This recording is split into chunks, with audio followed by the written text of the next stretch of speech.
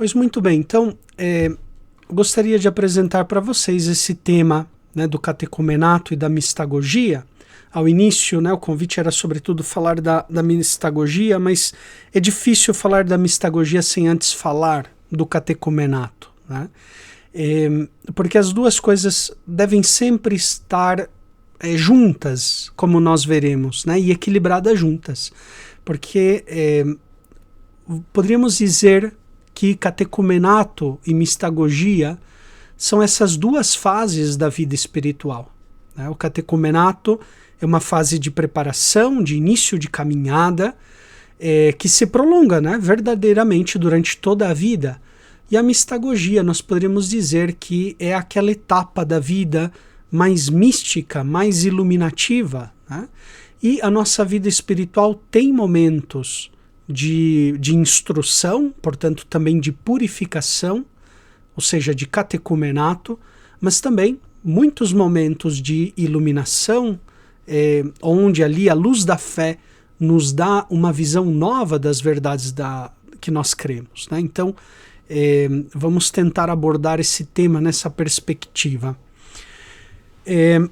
Para início de conversa, eu quero mostrar para vocês o aspecto que deve estar sempre interligado entre querigma e instrução. A palavra catequese, de fato, significa instrução, né? Ou seja, instruir. A catequese no grego significa essa instrução. O catecumenato primitivo estava intimamente vinculado ao anúncio da palavra, o querigma. Okay?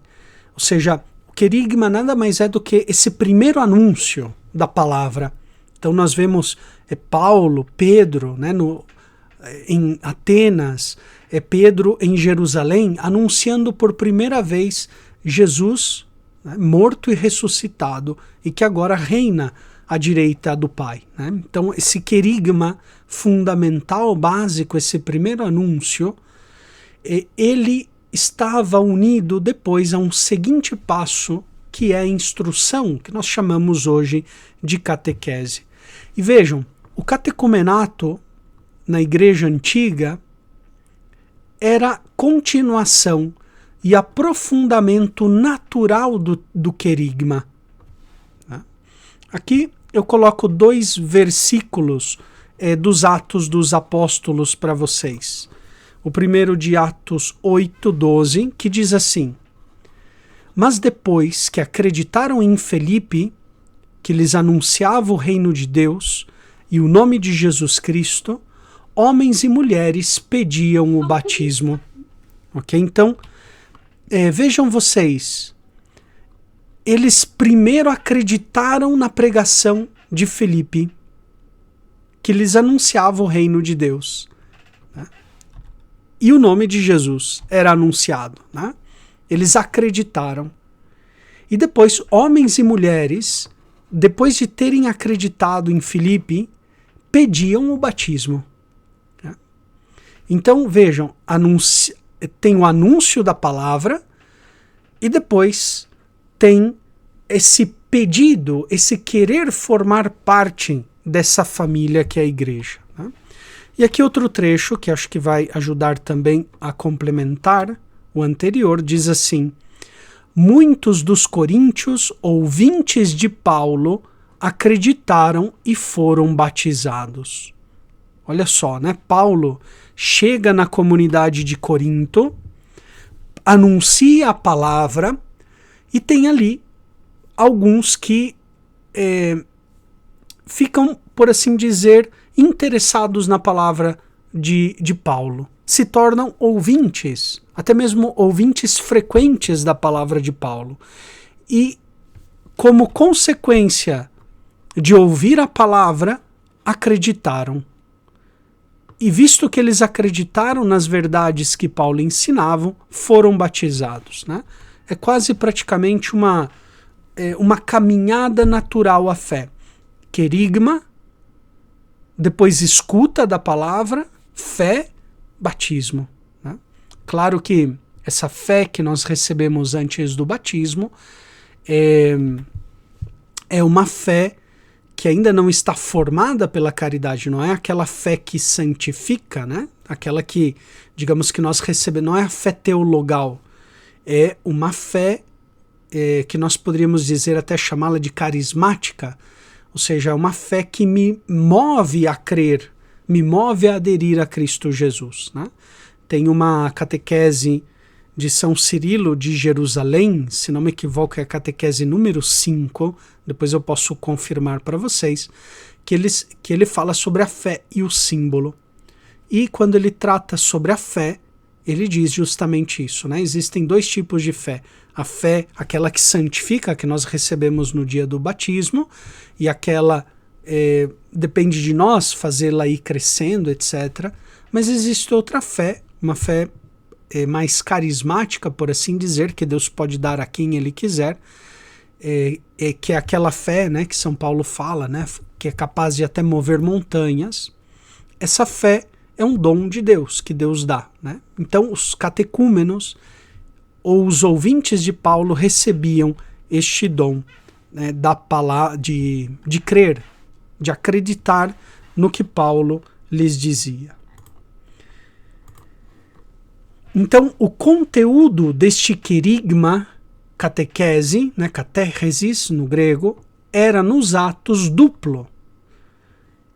Ou seja, esse querigma, veja como aqui, olha só, começam a juntar as coisas. Querigma e catequese não se diferem tanto pelo conteúdo, porque ambos conteúdos estão presentes tanto no querigma quanto na instrução cristã.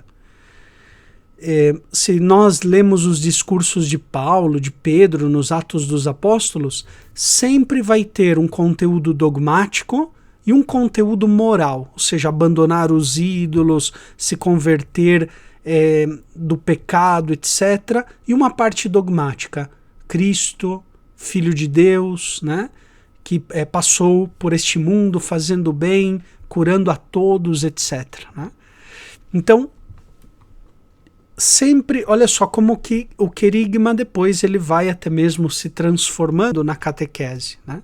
Hoje em dia é o nosso caso, muitas vezes, a pessoa recebe o querigma na catequese de primeira comunhão, ou às vezes até na catequese de adulto, ele recebe o querigma ali, a parte dogmática e também a parte moral. Né? Então, nos Atos nós vemos, por exemplo, o tema do Cristo morto e ressuscitado, elevado aos céus e aprovado pelo Pai, ou seja, a regra da fé, né, que os padres dos primeiros séculos chamavam de regra da fé, que depois vai ser o nosso creio, né? O nosso credo. O credo fala de Deus Pai, Deus Filho, morto, ressuscitado, subiu ao céu, que virá, né, para julgar vivos e mortos. Né? E cremos também no Espírito Santo. E depois, muitas vezes o tema moral, por exemplo, o tema dos dois caminhos, o caminho do bem, né, o caminho do mal, o caminho da vida, o caminho da morte. Por exemplo, a regra de ouro, não fazer aos outros o que eu não quero que façam comigo. Né? Ou, por exemplo, o tema do amor a Deus e ao próximo, o tema dos mandamentos. Vejam que na pregação primitiva, na instrução primitiva, vão aparecer muitos esses temas aqui. Portanto, esse esquema dogmático moral também aparece nas catequeses mistagógicas. Por isso, ao início eu falei para vocês que é difícil separar o catecumenato da mistagogia, porque é quase como um crescendo na fé, no conteúdo da fé. A catequese catecumenal, por assim dizer, né, o pré-batismal, ela, vamos dizer assim, ela foca no tema moral, mas já apresenta temas dogmáticos, né? Por exemplo, os padres da igreja, a gente vai ver, às vezes ali comentava o Pai Nosso, comentava, né, explicava o creio, né? E depois muitas reflexões também de ponto de vista moral, né? Abandono dos ídolos, voltar a Deus, deixar a vida passada, né? Então, as catequeses mistagógicas é um desenvolvimento daquela catequese pré-batismal, né? Agora, já não é tanto falar do Cristo, como nós vimos aqui, morto, ressuscitado, elevado aos céus, mas é falar do mesmo Cristo, mas já nos seus mistérios da fé, no Antigo Testamento, no Novo Testamento, ou o Cristo presente e atuante na liturgia sacramental da Igreja, né? É o mesmo Cristo, que antes era mais querigmático, né? Agora é um Cristo, é o mesmo Cristo, mas já sacramentalmente pregado, sacramentalmente crido na liturgia da Igreja, né? Na vida da Igreja. É, por assim dizer, como um seguinte passo nessa subida, nessa escalada da vida cristã. E a mesma coisa os temas morais. Por exemplo, a gente vai encontrar nos primeiros séculos uma reflexão também mais desenvolvida sobre a penitência, inclusive pós-batismal. Não somente a penitência pré-batismal, mas pós-batismal, como nós encontramos no livrinho do Pastor de Hermas, né? Esse livrinho aqui é muito interessante. Se vocês não leram, recomendo muito a leitura, né? Provavelmente esse Hermas era sobrinho do Papa Pio I, provavelmente, né? Lá por volta do ano 135, o Papa Pio I assumiu a cátedra de Pedro em Roma, né? E Hermas provavelmente era familiar, talvez um sobrinho do Papa Pio, né? E esse escrito de Hermas é muito interessante pelo desenvolvimento da teologia sobre o tema da penitência, né? Na Igreja Antiga, pelo menos nos 2 primeiros séculos, a penitência ela era muito rigorosa. Para que vocês tenham uma ideia, a Igreja dava absolvição dos pecados, sobretudo aqueles pecados considerados gravíssimos, que era a heresia, adultério e homicídio. A Igreja só dava absolvição no final da vida da pessoa, depois que a pessoa tivesse passado por toda uma vida de penitência, né? Então imagine, era muito duro, era muito difícil. Imagine uma pessoa que tivesse cometido homicídio, tá? E estivesse realmente arrependida e quisesse o perdão de Deus e da Igreja, né? Ele estava obrigado a uma penitência pública. Não era uma penitência como hoje, né? Individual, secreta, mas ele estava obrigado a uma penitência pública diante de toda a Igreja, onde ele falava qual era o pecado dele. Olha, eu fui da heresia X, né? Eu cometi adultério, eu matei, tal, né? Eu sou assassino. Então imagine, né? A pessoa em toda missa, por assim dizer, né? Em toda celebração, ele ali confessando os seus pecados diante da Assembleia. Era bastante humilhante, bastante duro, né? E acontecia que muitos se desanimavam e abandonavam a fé, né? Então, a Igreja começou a refletir sobre a necessidade de dar um perdão mais frequente para aqueles que cometessem os pecados inclusive gravíssimos, né? Então, esse livrinho do Pastor de Hermas trata desse tema do adultério, né? E fala sobre um segundo batismo, um segundo tempo de penitência e de perdão, né? É bem interessante esse livrinho aí do pastor, né? É um desenvolvimento. Tal desenvolvimento depois vai vir com o Papa Calixto, que foi Papa dos anos 217 a 222. Papa Calixto começou a dar absolvição desses pecados gravíssimos, né, considerados gravíssimos, com mais frequência, né? Então, foi a partir ali do Papa Calixto, pouco antes do ano 222, né? Mas é interessante porque a reflexão moral também se desenvolve na igreja. E aqui eu quero apresentar para vocês um primeiro livrinho, uma primeira catequese da igreja, talvez uma das catequeses mais antigas, que é o livro da Didaquê, né? Então, nessa minha exposição, vamos seguir, né, século I, segundo, terceiro e depois o quarto século, que é o período glorioso da catequese, o período de ouro da catequese, o século IV, né?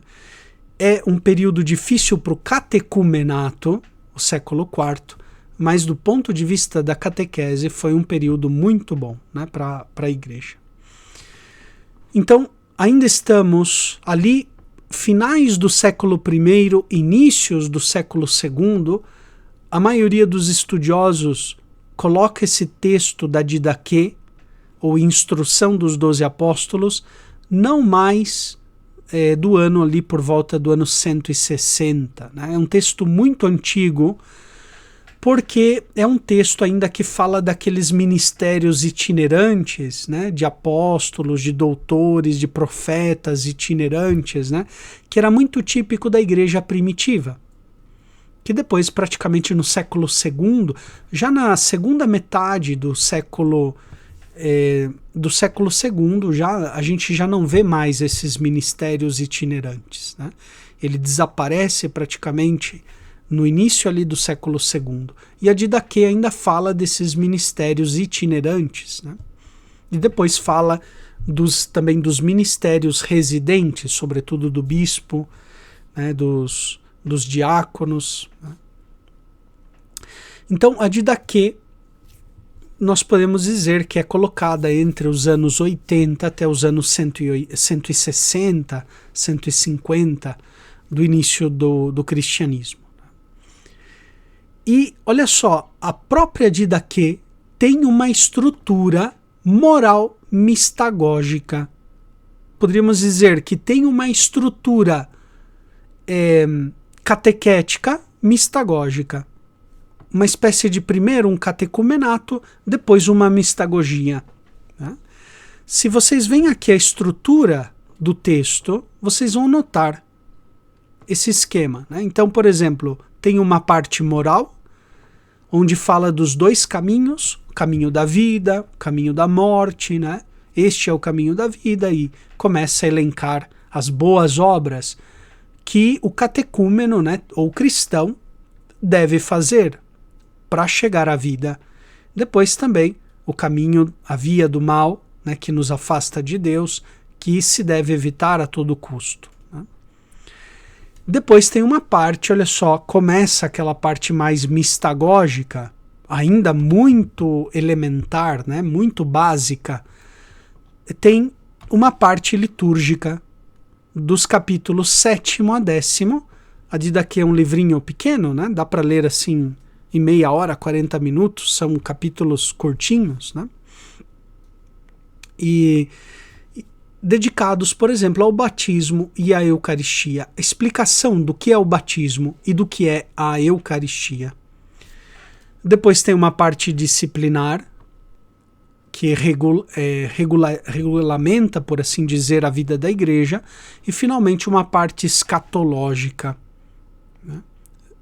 Então, em certo sentido, ainda de um modo muito primitivo, muito basilar, nós vemos ali uma parte de instrução catequético-moral e depois uma parte mais litúrgica, mistagógica, né? Nesse primeiro livrinho, nessa primeira catequese, por assim dizer, da igreja, né? Olha só, aqui eu trago um texto do capítulo 6º da Didaquê. Didaquê significa instrução, né? Significa ensino. Então ele diz assim no capítulo 6º: Vigia para que ninguém te afaste deste caminho da instrução. Né? Apotautes terrodotes didaches, né? Ou seja, que ninguém te afaste desse caminho da instrução, ensinando-te o que é estranho a Deus. Né? Então, olha só, é uma parte ali, vamos dizer, primeiro, quem se aproxima da fé, primeiro tem que se purificar através da instrução. A instrução tem essa finalidade de purificação da pessoa.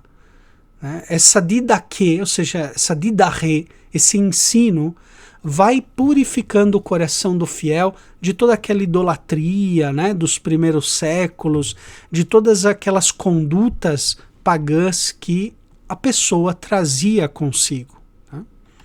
Depois ele fala no parágrafo 2º: pois se puderes portar todo o jugo do Senhor, serás perfeito.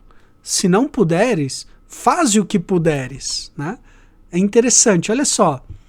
O autor da Didaquê está dizendo assim, vamos lá, né? Ele está falando, busca o caminho da vida, está dando uma instrução, pratica as virtudes, né? Faz o bem, segue os passos de Deus, de Jesus, etc., né? Fidelidade ao evangelho, não mates, não roubes, etc., né? Abandona a vida passada. Mas para o catecúmeno nem sempre é fácil. De golpe, depois de anos e anos de uma vida pagã, às vezes não é fácil ele abandonar todo o jugo do pecado e portar aos ombros o jugo do Senhor. Né? Então, o próprio catequista aqui, ele está dizendo, olha, né, realmente, procura viver bem, portar o jugo do Senhor do modo mais perfeito possível. Se não puderes, dá o teu melhor. Né? Faz aquilo que tu podes para abandonar essa vida passada pagã. Né? Olha só, quanto aos alimentos, toma sobre ti o que puderes suportar, mas abstente completamente das carnes oferecidas aos ídolos, pois este é um culto aos deuses mortos. Né? Então, vejam, está num contexto de catequese pré-batismal, ou seja, onde o catecúmeno, ou seja, aquele que está sendo instruído, está jejuando, está fazendo exercícios de mudança de vida, está tendo orações, exorcismos, né? Imposição de mãos. Então ele está, na verdade, um grande combate espiritual, e não é fácil, né? A pessoa pode se cansar desta vida. Então aqui o autor da Didaquê está falando, ok, né? Jejua, mas quanto aos alimentos, toma sobre ti aquilo que tu pode suportar. Né? Não consigo jejuar de modo extremo, jejua quanto você pode. Né? Mas abstente completamente da idolatria da carne oferecida aos ídolos. Aqui é um texto também bem conhecido, não quero enfatizar, o capítulo 7º, ele já entra na parte, vamos dizer, entre aspas, mistagógica, onde ele vai explicar o mistério cristão, e aqui, no caso, o mistério do batismo. Né? É um capítulo brevíssimo, são só 4 parágrafos, curtinho, né? Onde ele vai descrever o batismo. É uma primeira descrição do rito do batismo que nós temos. Né? Olha só o que ele diz. No que diz respeito ao batismo, batizai em nome do Pai, do Filho e do Espírito Santo em água corrente. Né? Interessante. Primeiro aspecto aqui, o batismo é trinitário, em nome do Pai, e do Filho e do Espírito Santo. Né? Como hoje nós fazemos o batismo em nome da Trindade. Aqui foi traduzido como água corrente, mas no original, no grego, está água verdadeira ou água viva. Né? Ou seja, não, em outras palavras, tem que ser água, não pode ser lama, não pode ser, sei lá, uma água ali que está já totalmente, uma água podre, empoçada, né? Mas tem que ser água verdadeira, água mesmo, né? Então, não pode ser outro líquido qualquer, mas tem que ser água viva, água verdadeira. Se não tens água verdadeira, né, água viva, batiza em outra água. Se não puderes em água fria, faz-o em água quente, né? Ou seja, não importa se é fria, se é água, se essa água é fria ou quente, importa que seja água, realmente, né? Na falta de uma e outra, derrama 3 vezes água sobre a cabeça, em nome do Pai, do Filho e do Espírito Santo. Olha só que interessante aqui também, né? É a primeira descrição que nós temos do batismo. E ele fala desta água corrente, portanto, se supõe, né, aqui o batismo por imersão, mas também ele fala, olha, se não der para fazer por imersão, se pode fazer por infusão, né? Como se faz muitas vezes, né? Acho que na maioria das vezes, na Igreja Católica, se faz o batismo por infusão. As duas formas são permitidas na Igreja, né? Fazer por imersão ou fazer por infusão, derramando água na cabeça da pessoa, né? As duas são lícitas, são válidas, né? E já na Didache aparecem as duas formas de batizar. Né? Mas antes do batismo, aquele que batiza e aquele que é batizado, e se outros puderem, observem um jejum. Ao que é batizado, deverás impor um jejum de 1 ou 2 dias. Né? Então, um jejum mais estrito, tanto para aquele que batiza, como aquele que é batizado. Né? São Justino vai dizer, algumas décadas depois, que toda a comunidade acompanha o catecúmeno no seu jejum. Né? Toda aquela comunidade, sobretudo no tempo da Quaresma, acompanhava o catecúmeno, né? Aquele que estava sendo instruído, acompanhava também no jejum. Então, ainda no século II, a Didache, praticamente ali, né? Finais do século I, inícios do século II, nós temos um texto de São Justino, que também está na Apologia, que também recomendo muito a leitura, sugiro muito a leitura da Apologia de Justino. Mas o que eu queria enfatizar aqui para vocês? Olha só, a parte catecumenal, vamos dizer assim, de instrução, e portanto aquela parte, vamos dizer assim, mais ascética, e também a parte servati servandis, né? Mas a parte também mistagógica, mais mística, mais de iluminação dos mistérios. Né? E veja que a Apologia de Justino está escrita para pagãos. Ele escreve para o imperador, né? Está dirigida ao imperador. E, portanto, naquela época, né? Ele morre, Justino, martirizado no ano 165, o império era totalmente ainda pagão. Né? Olha só o que ele diz no capítulo 61, quando fala do batismo. Diz o seguinte, olha só a parte catecumenal, né? A parte, digamos assim, da instrução pré-batismal. Todos os que se convencem e acreditam que são verdadeiras essas coisas que nós ensinamos e dizemos, notem aqui então a parte querigmática. Se começa sempre com o querigma, anunciar a Cristo morto e ressuscitado. Né? Aqueles que se convencem e acreditam que são verdadeiras as coisas que ensinamos e dizemos e prometem que poderão viver de acordo com elas. Né? Então, o que fazia na época de São Justino? Aqueles que aderiram ao cristianismo prometiam que iam viver de acordo com essas verdades. E uma vez que eles fazem essa promessa, esse juramento, aí entra a parte mais catequética em sentido estrito da palavra. Olha só, eles são instruídos em primeiro lugar para que com jejum orem e peçam perdão a Deus por seus pecados anteriormente cometidos. E nós oramos e jejuamos juntamente com eles. Né? Então todos os cristãos ali acompanham esses catecúmenos, né, nesse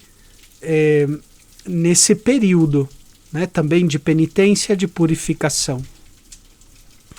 Depois os conduzimos a um lugar onde haja água, e pelo mesmo banho da regeneração com que também nós fomos regenerados, eles são regenerados, pois então tomam na água o banho em nome de Deus, Pai soberano do universo, e de nosso Salvador Jesus Cristo e do Espírito Santo. Vejam aqui em Justino também o batismo trinitário, o batismo na água, né? E o batismo regenera, nos dá uma nova geração, um novo nascimento. Né?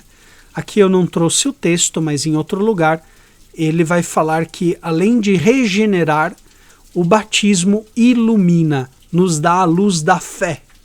Né? Ilumina em nós a luz da fé. Né? Então, o batismo tem esse efeito de regenerar, ou seja, apagar os pecados, dar a vida nova e, ao mesmo tempo, trazer a iluminação que vem da fé. E aqui a parte mais mistagógica, onde, notem, né? Ele está explicando para um pagão, então, claro que ele não faz toda aquela simbologia que a gente vai encontrar no século IV, por exemplo, em padres latinos, em padres gregos, né? Mas é uma espécie já de iluminação, de mistagogia. Né? Então, nos 3 primeiros séculos, o ensino mistagógico era tido em segredo. Okay? Não se falava abertamente, não se colocava por escrito abertamente o que se realizava, por exemplo, na celebração litúrgica. Okay? Então, não era comum, não se falava e não se colocava por escrito. De fato, quem não tinha ainda o batismo, depois da homilia, era convidado a abandonar a assembleia. Né? Então, catecúmenos, pagãos, judeus que estivessem ali na igreja, escutando a homilia, e vinham muitas pessoas, né? De outras, pagãos, judeus, né? Catecúmenos, eles eram convidados a abandonar a assembleia depois da homilia. Né? Se dava uma bênção e eles eram despedidos da igreja, eles podiam voltar para suas casas. E só ficavam os fiéis batizados para a celebração da Eucaristia. Né? Então eram os mistérios, os sacramentos, as coisas sagradas, eram tidas com bastante reserva nos 3 primeiros séculos. Né? Mas é interessante que aqui Justino, ele abre um pouco a porta do mistério para os pagãos. Né? Ele narra um pouco como o que é esses ritos que nós fazemos. Né? Então, algo se entrevê da pregação mistagógica na seguinte passagem de Justino, também no texto da Apologia, da primeira Apologia, 66, né? Falando da Eucaristia. Este alimento se chama entre nós Eucaristia, da qual ninguém pode participar, né? Então eles são excluídos, aqueles que ainda não têm o batismo, a não ser que creia serem verdadeiros nossos ensinamentos e se lavou no banho que traz a remissão dos pecados e a regeneração, né? E vive conforme o que Cristo nos ensinou. Né? Então, interessante que para participar da Eucaristia é necessário primeiramente crer nos ensinamentos, ter o batismo e depois viver. Né? Ou seja, crer, batizar-se e viver conforme a doutrina de Cristo. 3 coisas para receber a Eucaristia. Né? De fato, não tomamos essas coisas como pão comum ou bebida ordinária, quando lemos as catequeses mistagógicas de Cirilo de Jerusalém, por exemplo, né? ou de Ambrósio de Milão, os seus escritos sobre os mistérios, eles vão desenvolver muito esse aspecto, que o pão, que o vinho já não são pão, não são vinho. Aconteceu aí um grande mistério, né, da consagração do pão e do vinho. Mas da maneira como Jesus Cristo, nosso Salvador feito carne, por força do verbo de Deus, né, Jesus teve carne e sangue por nossa salvação, assim nos ensinou que por virtude da oração ao verbo, que procede de Deus, né, então, ou seja, hoje a gente diz a oração eucarística, né, ou seja, a oração é a que ele vai dizer depois a ação de graças, né, Eucaristia, a ação de graças. Então, em virtude da oração ao verbo que procede de Deus, o alimento sobre o qual foi dita a ação de graças, alimento com o qual, por transformação, se nutrem nosso sangue e nossa carne, né? Então, esse alimento sobre o qual foi dita a ação de graças é a carne e o sangue daquele mesmo Jesus encarnado, né? Se a gente tira aqui os parênteses, ele coloca 2 parênteses aqui, né, no meio. Simplesmente ele está querendo dizer que o alimento do pão e o vinho, uma vez que foi dita a oração sobre eles, agora é carne e sangue de Jesus, né? E usa a palavra transformação, kata metabolen, né? Segundo a transformação, segundo a mudança. Daí vem a palavra metabolismo, né? Metabolê, no grego, significa mudança, transformação.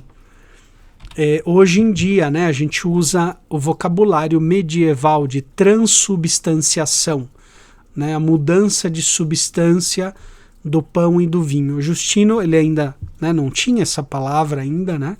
Ele usava a palavra metabolê, ou seja, a transformação, a mudança. O pão e o vinho se mudam, se transformam, né, se convertem no corpo e o sangue, na carne e no sangue de Jesus, né?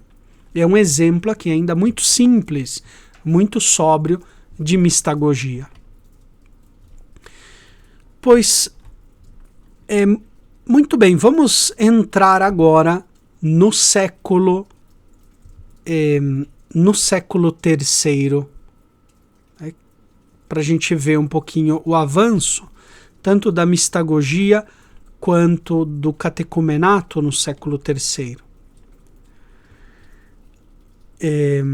A finais do século II, inícios, né, do terceiro, o catecumenato conhece uma estruturação. Até agora, né, nós vemos simplesmente que a pessoa devia ser instruída, mas não existe ainda uma instituição, ou seja, o catecumenato como instituição,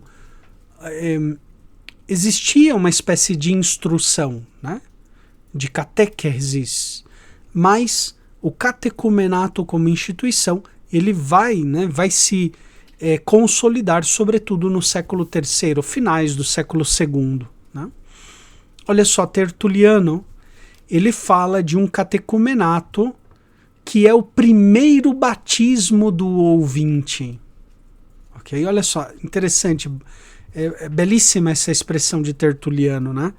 O catecumenato, que ele chama de tirotinia adultorum, né? O tirocínio, só que no plural, olha só, não é no singular, né? O tirocínio é um aprendizado, né? Os aprendizados dos adultos, né? Os tirocínios dos adultos. Ele vai dizer que é esse primeiro batismo do ouvinte, porque ele ainda não é fiel, né? Não é batizado, mas é um primeiro batismo, esse período de tirocínio, né? É uma espécie ali de estágio, vamos dizer assim, da fé, né? Usando uma palavra, digamos assim, muito, muito mais moderna, só para a gente entender um pouquinho, né? Mas é um período, já é algo muito mais estruturado. Olha só o que ele diz no livro sobre a penitência, Tratado sobre a Penitência, no capítulo 6, parágrafo 17, né? Ele diz assim: portanto, não somos lavados para que abandonemos ou deixemos de delinquir, né? Delinquere. Então, não somos lavados para que deixemos de delinquir, né? Que abandonemos o pecado, em outra palavra, né? Mas, visto que abandonamos, ou seja, abandonamos o pecado, né? Visto que já estamos lavados no coração, né? Ou seja, ele diz que é justamente o contrário. Não somos lavados para deixar de pecar, mas antes de ser lavado, a pessoa já abandona o pecado, né? Ou seja, ele é lavado no coração. Então, o catecumenato, por assim dizer, é um batismo do ouvido. E olha só que ele termina com essa frase que eles disse ali em cima, né? Esta, com efeito, né, é a primeira intinção, literalmente, né? Intinção aqui, intintio, é o batismo, né? Ele está falando do batismo. Esta é a primeira intinção do ouvinte, o primeiro batismo do ouvinte. O período do catecumenato é já, né, um batismo, digamos assim, de desejo, né? Tanto que se a pessoa morre antes de receber o batismo, o catecúmeno morre antes de receber o batismo de água, pelo batismo de desejo, ele tem os mesmos efeitos do batismo de água, né? A remissão dos pecados, a filiação divina, a incorporação com a igreja, todos os efeitos o catecúmeno recebe, embora não tenha tido o batismo de água, porque ele tem esse desejo sincero e ele o faz através da mudança de vida, né? Então ele tem esse desejo sincero de receber o batismo de água, que é também um batismo, né?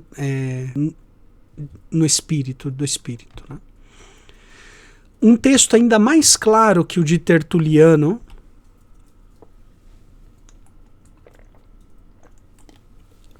sobre o catecumenato é o texto da Traditio Apostólica, a tradição apostólica. É um texto anônimo do século III, que outrora foi atribuído a Hipólito Romano, né, que faleceu mártir também, no ano 336. E menciona aí já a instituição dos catequistas, chamado de doctores. Provavelmente é o mesmo termo usado também na Didaquê como mestres ou doutores, né? Ou seja, aqueles que instruem, aqueles que ensinam.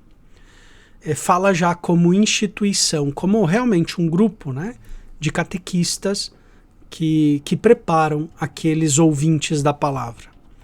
Então diz assim a Traditio Apostólica, né? Hoje em dia se duvida, realmente, quase se abandonou a tese de que a tradição apostólica seja um escrito de Hipólito Romano, né? Por diversos elementos, aqui ficaria muito longo fazer uma explicação, né?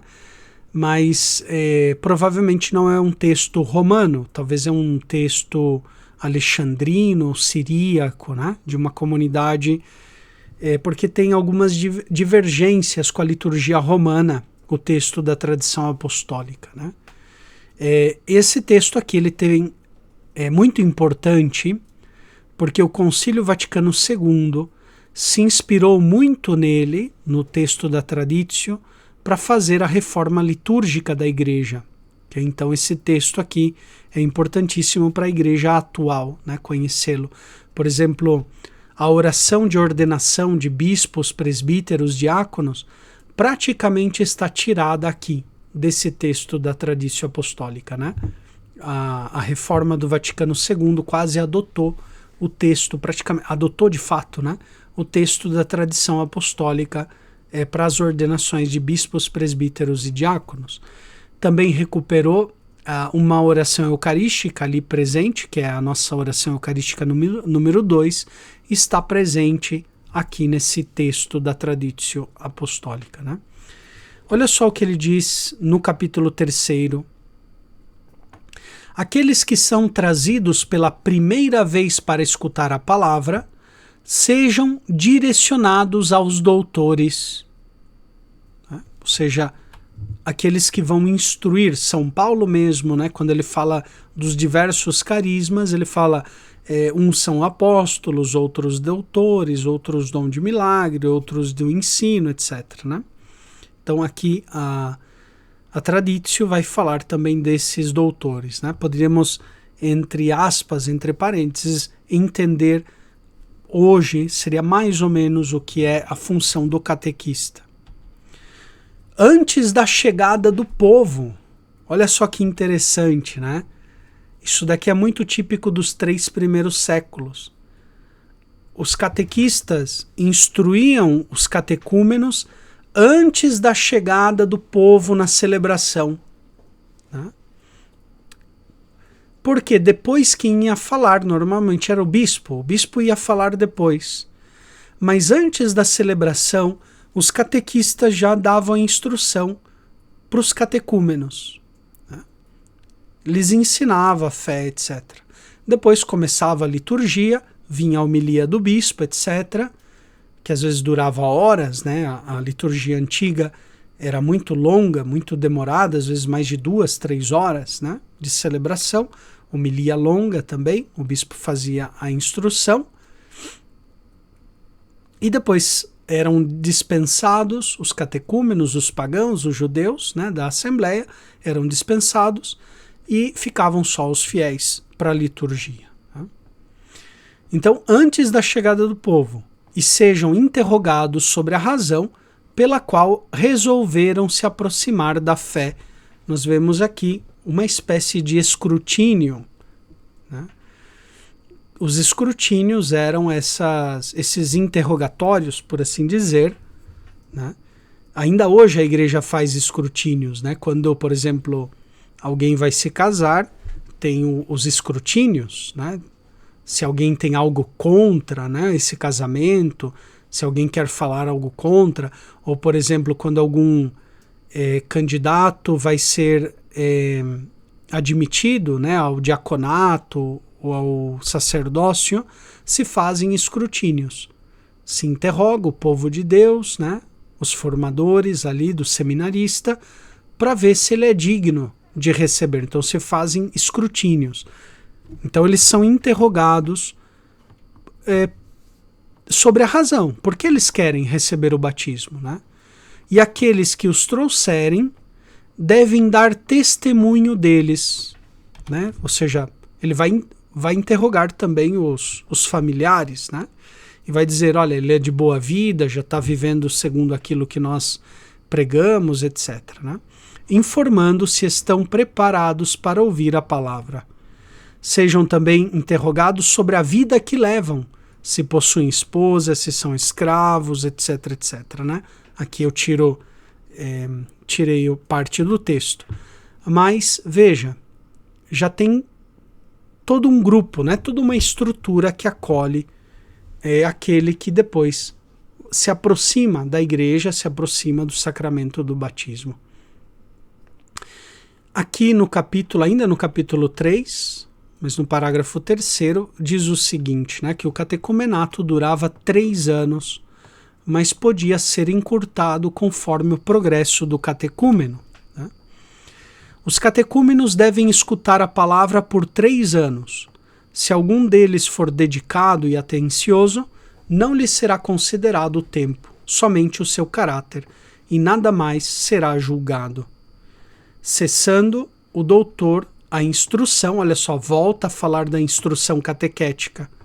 Rezarão os catecúmenos em particular, separados dos fiéis. Né? Separados dos fiéis. No século IV, praticamente vai acabar o catecumenato, né? E os fiéis e também os catequistas, né, esses chamados de doutores, ou de didáskaloi no grego, né, os mestres, porque praticamente tudo se vai fazer dentro da celebração eucarística e o bispo vai assumir para si funções do catequista, né? O bispo vai ser o catequista por excelência. Não que ele não seja, né? Tem um trecho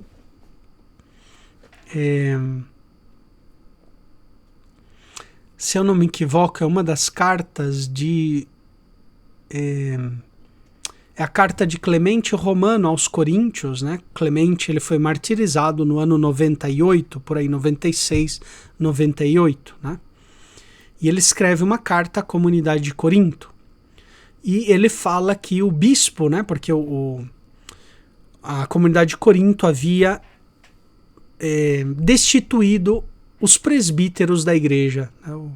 A gente não sabe muito bem quem são esses presbíteros. Provavelmente era o bispo e os bispos auxiliares, né, daquela comunidade. A comunidade destituiu o bispo, né, o presbitério inteiro foi destituído. Então o Papa Clemente escreve para a comunidade de Corinto, pedindo à comunidade de Corinto que restabelecesse a paz, que colocasse de novo os presbíteros, né, nos seus postos de governo. E o Papa Clemente, olha só, ele tem uma frase que diz assim, que pena que eu não coloquei aqui, não lembrei na hora, mas depois eu posso depois compartilhar com vocês o texto, né, de Clemente. Ele diz assim: porque também os presbíteros exercem a função de doutores e mestres. É bem interessante, né? Porque a comunidade de Corinto era uma comunidade muito carismática, tinha dons de milagres, de línguas, né? Já na carta de São Paulo aos Coríntios a gente vê isso, né? Era uma comunidade muito carismática e teve algum confronto ali com a hierarquia, né? E chegaram a destituir a hierarquia. Então o Papa Clemente ficou sabendo e pediu que a comunidade restabelecesse, né, os seus presbíteros nas suas funções, porque eles também exercem para vós a função de mestres e doutores, né? Então, não quero dizer com isso que o bispo não tenha também essa função de catequista, mas na igreja, nos 3 primeiros séculos, haviam catequistas em sentido próprio da palavra, né? Doutores e mestres em sentido próprio, que instruíam. Depois, claro, o bispo também dava a instrução, né? Então ele diz assim, separados dos fiéis, né? E olha só para concluir aqui a traditio, após a instrução catequética e a oração, o catequista impunha as mãos sobre os catecúmenos e os dispensava. Então, após a prece, o doutor imporá as mãos sobre os catecúmenos, rezará e os dispensará. Não importa se é clérigo ou leigo, aquele que prega a doutrina deve agir assim. Olha só que interessante, né? Ainda aqui nós estamos no século III, né? Então aí por volta esse texto da Traditio é difícil de colocar uma data, né? Porque ele é um texto que ele foi muito reconstruído ao longo de alguns séculos. Mas, digamos, o núcleo fundamental do texto é do ano ali, por volta do ano 230, 220, né? A parte fundamental do texto. Depois ele teve alguns acréscimos de séculos posteriores, né? Mas é interessante, ou seja, o doutor, não importa se ele é o clérigo ou leigo, né? Esse catequista pode ser um clérigo, pode ser um leigo. Terminado as preces, né? Nós podemos dizer terminado ali a oração dos fiéis, que era o que acontecia na igreja antiga, depois da homilia do bispo, a oração dos fiéis, se impunha as mãos, dava a bênção, né? Uma espécie de bênção, e dispensava os catecúmenos da Assembleia Litúrgica, né? Hoje em dia, né, o Vaticano II, ele recuperou isso daí, tá de novo no ritual de batismo de adultos, né? Então, por exemplo, eu algumas vezes eu fiz, né, em alguma paróquia este rito, né? É muito bonito até porque o catecúmeno adulto, né, ele entra na igreja, ele está ali diante de todos, né, o tempo inteiro, mas no final ele é convidado a se levantar, aí o padre, né, dá uma bênção para ele e ele vai embora, né? Antes do ofertório ali. Ele sai pela igreja, né?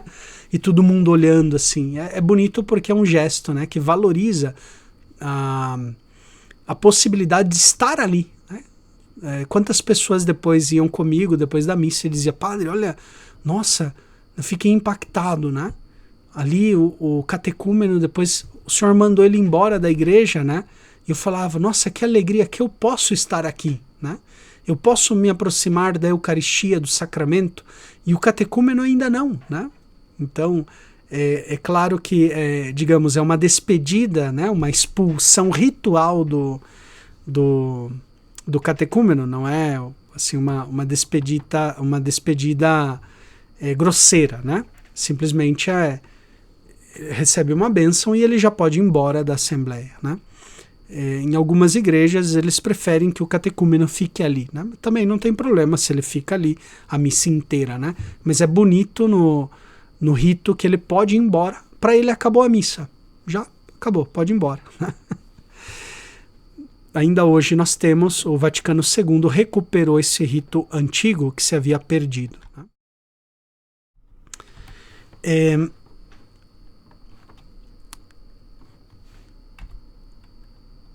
Depois, também a Traditio fala do costume de se fazerem escrutínios, exorcismos e jejuns durante o período do catecumenato. Escolhidos aqueles que receberão o batismo, examinar-se-á suas vidas, se viveram com dignidade durante o catecumenato, se honraram as viúvas, se visitaram os doentes, se praticaram boas obras. Então pensem, esses 3 anos, o catecúmeno ele está chamado a fazer obras de caridade, né, de penitência, de oração, e depois haverá um escrutínio, eles vão ser interrogados e vão interrogar outras pessoas. Como foi a vida deles, né? Visitaram doentes, honraram as viúvas, né? Praticaram boas obras. Depois, ouvirão o evangelho se aqueles que os apresentaram testemunharem a seu favor, dizendo que assim agiram. Sejam impostas as mãos diariamente sobre eles, a partir do momento em que foram separados, e sejam ao mesmo tempo exorcizados.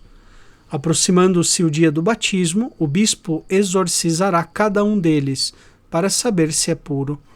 Se algum deles não for bom ou puro, será colocado à parte, pois não ouviu a palavra com fé, já que não é possível que o estranho se oculte para sempre, né? Então veja, o período do catecumenado é um período já que ele deve praticar as virtudes cristãs, as boas obras de penitência, de caridade, de oração, né? E realmente dar mostras de conversão, né? E a comunidade tem que estar acompanhando, né? Tem que estar ali ajudando, acompanhando, consolando, fortalecendo, né? Porque não é fácil, é um período também de provação. No século III, nós temos aqui um grande personagem onde nós vemos claramente que vai começar já, podemos dizer que ele é um grande pai da mistagogia.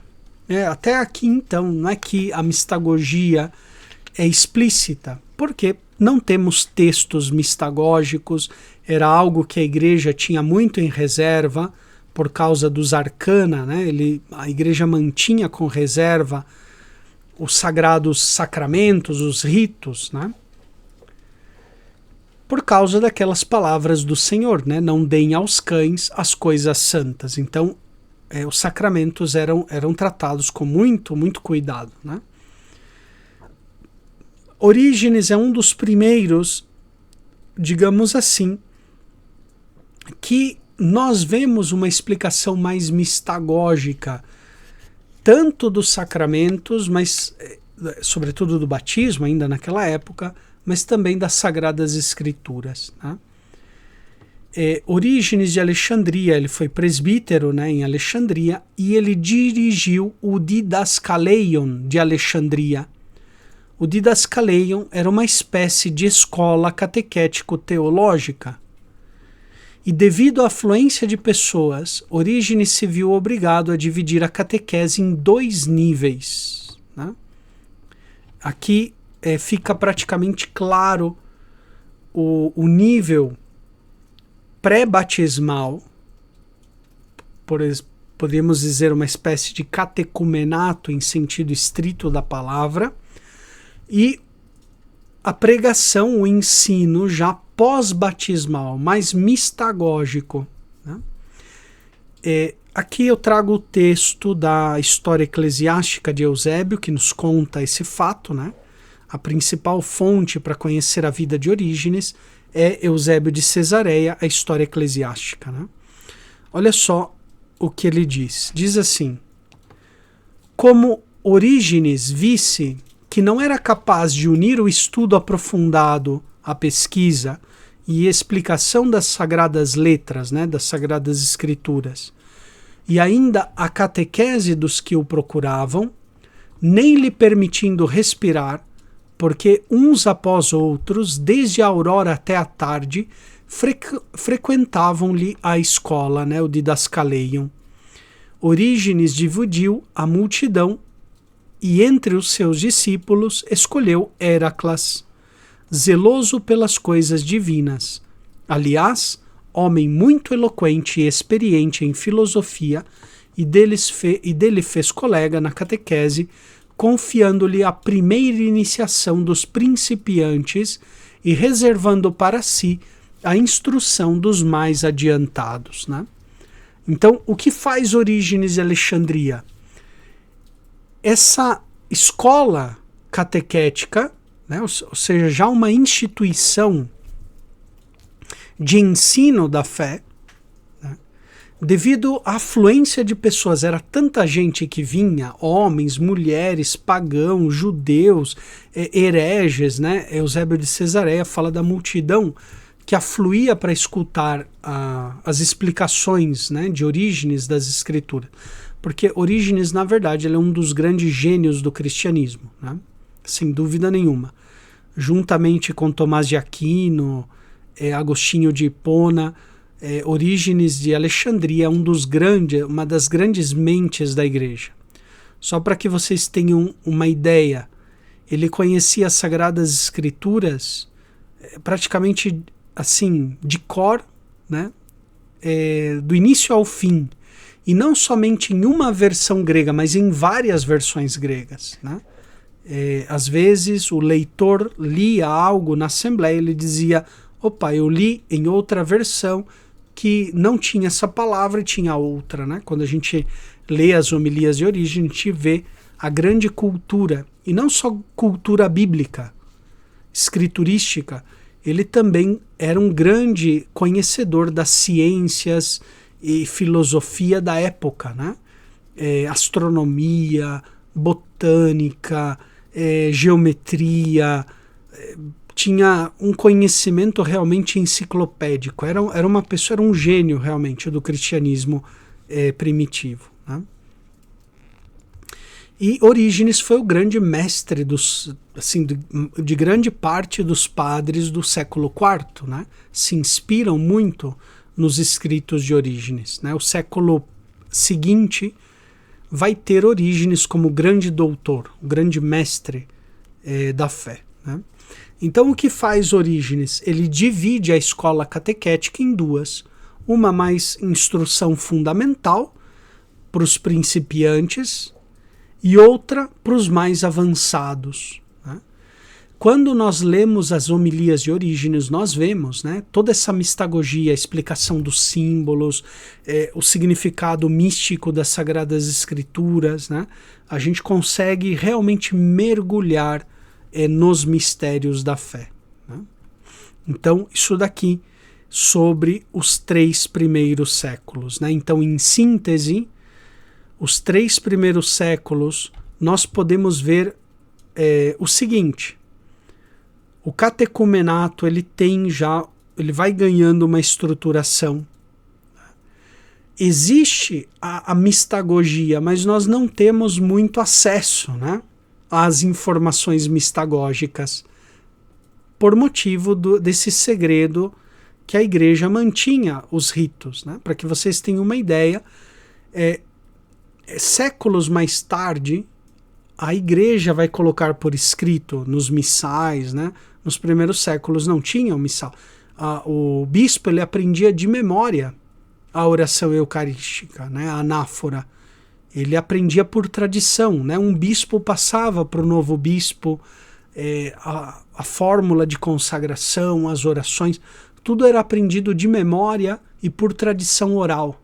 Não era tanto por escrito, né? A igreja tinha muito cuidado não colocar por escrito os sagrados ritos, né? Depois, quando o império se tornou cristão e as sociedades foram também se convertendo, já não havia perigo de que os mistérios, os ritos, caíssem na mão dos pagãos, né? Porque praticamente a maioria da sociedade eram cristãos, eram batizados, conheciam os ritos, conheciam os mistérios, né? Então já não era tão necessário. Então cai em desuso essa prática, né, dos arcana.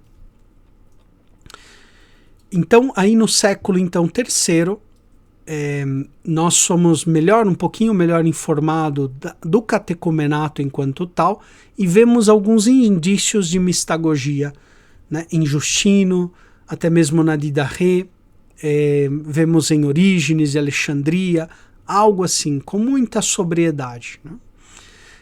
Agora vai mudar a cena a partir do século IV.